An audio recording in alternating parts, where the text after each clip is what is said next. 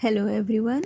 Today we will learn about the national bird of India, that is peacock. Peacock यानी कि मोर एक बहुत ही खूबसूरत और रंग बिरंगा पक्षी होता है।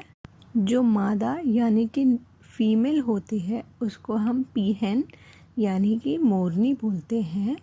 मोर को बादल बहुत पसंद होते हैं और जब बारिश होती है तो वो अपने पंख लहराते हुए बहुत ही खूबसूरत तरीके से नाचते हैं।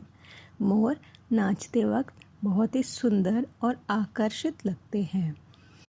वे नीले रंग के पक्षी होते हैं और कुछ हमें सफ़ेद मोर भी देखने को मिल जाते हैं।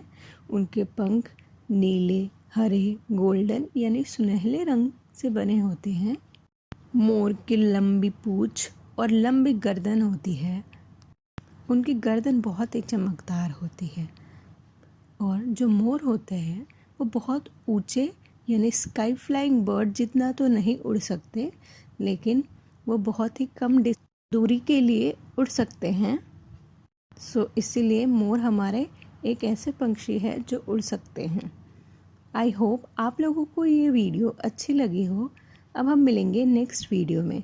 Thank you.